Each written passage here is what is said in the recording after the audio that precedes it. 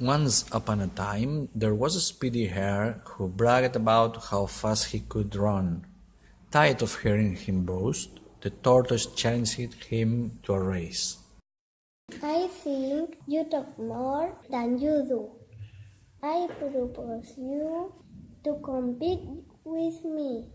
We will run till the yellow countryside. All the animals in the forest went to watch the race.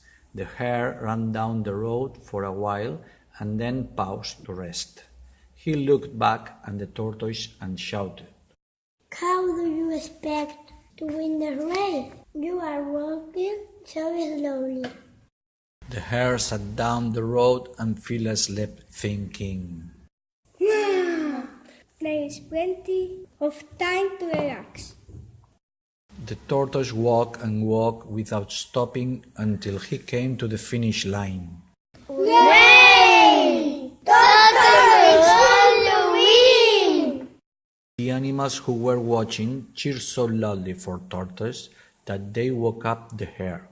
The hare began to run again, but it was too late.